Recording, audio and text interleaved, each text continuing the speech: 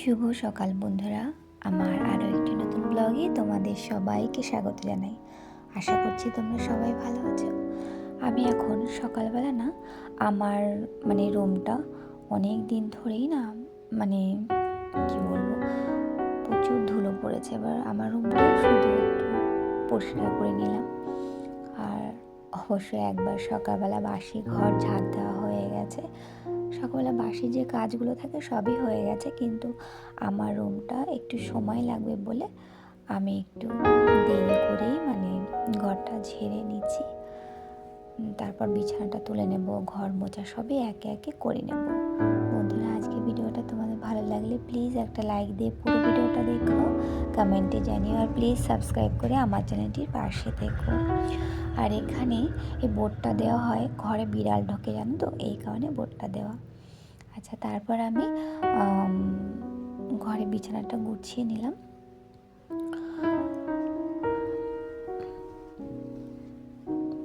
ঘরে বিছানাটা গোছানো হয়ে গেলে পরে আমি একটু রান্নাঘরে চলে এসেছি। মিষ্টি ঠাকুমা শাক কেটে দিয়েছে, ওই কলমি শাক আর মালঞ্চ শাক। এটা আমি এখন ভেজে নেব।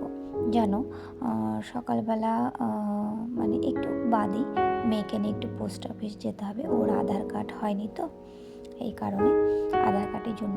তবে মিষ্টি বাবাই যেত মেয়েকে নিয়ে, কিন্তু ওর বাবা প্রথমে বলেছিল মেয়েকে নিয়ে ওর বাবাই যাবে, তারপর আবার বললো যে আমাকে যেতে বললো, কারণ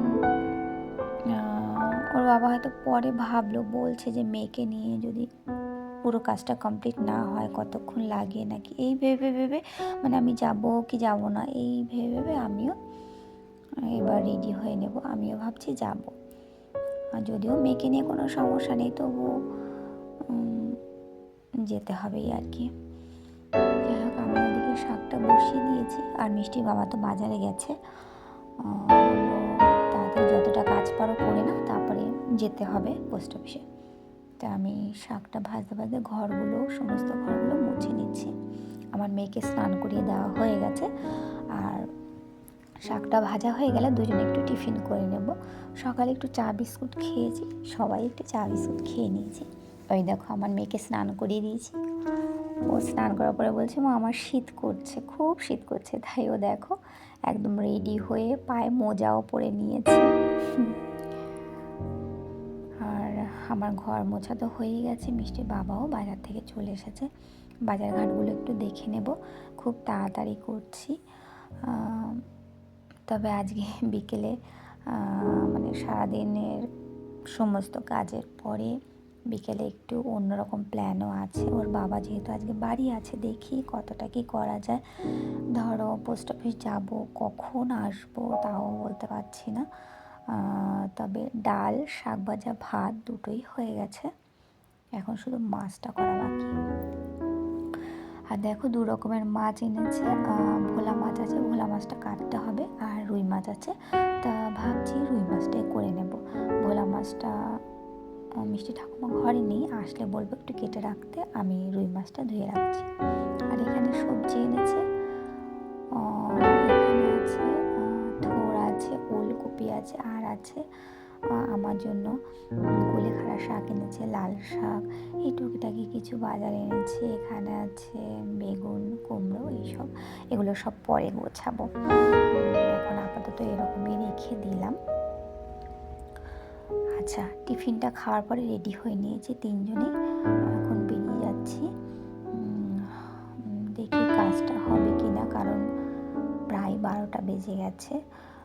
আমরা রেডি হতে হতে পাশে একটা মাসি এসেছিল, মাসিকে একটু চা করে দিলাম, এই টুকটাক কিছু কথা বলছিলাম, তার জন্য একটু দেরি হয়ে গেল। আমরা বেরিয়ে পড়বো।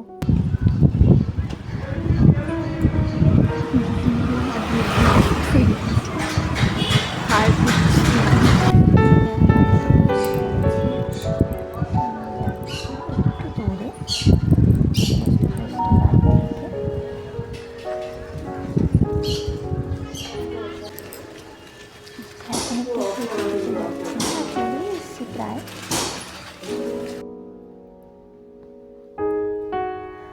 আচ্ছা, এখন যেন কটা বাজে, পুরো 3টে বেজে গেছে। আমি তো স্নান করেও যাইনি, সমস্ত কাজের মানে সমস্ত অনেক কাজই করে রেখে গেছি, শুধু এই মাছ রান্নাটা বাকি, আমার স্নান বাকি। তা স্নানটা কোনো রকমে করে অনেকটা বেলায় স্নান করলাম, জানি না শরীর কতটা ভালো থাকবে, কারণ ঠান্ডা এমনিতেই ভেতরে একটু লেগে আছে। এসেই স্নান করে এসে মেয়েকে একটা মাছ ভাজা দিয়ে, শাক ভাজা দিয়ে আর ডাল দিয়ে খেতে দিয়ে দিয়েছি। আর এই দেখো আমার মাছের ঝোলটা হয়ে গেছে, ব্যাস এরপরে খাওয়া দাওয়া করে নেব। আচ্ছা, খাওয়া দাওয়ার পরে দেখো আমি বলেছিলাম সকালের দিকে যে একটু প্ল্যান আছে বিকেলবেলা অন্যরকম, আর একটু পিঠে বানাবো, ওর বাবা বাড়িতে আছে। আমি এখন নারকেলের পুরটা করে নিচ্ছি, একটু দুধ পুলি পিঠে বানাবো।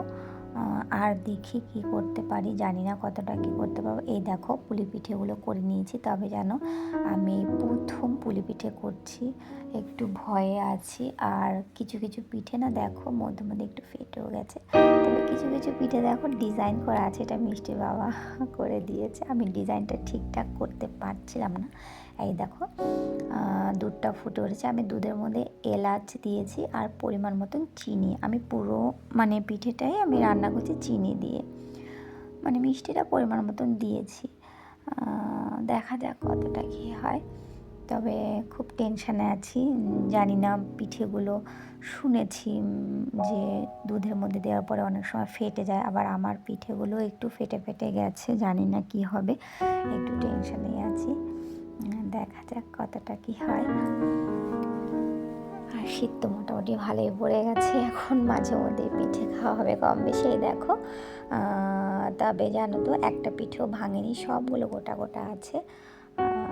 তবে হ্যাঁ একটু মিষ্টিটা বেশি হয়ে গেছে।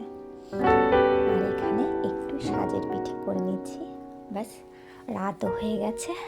আর ভিডিওটা বেশি বড় করবো না বন্ধুরা, তোমরা ভালো থেকো, সুস্থ থেকো। ভিডিওটা এখানেই রাখি, তোমরা ভালো থেকো।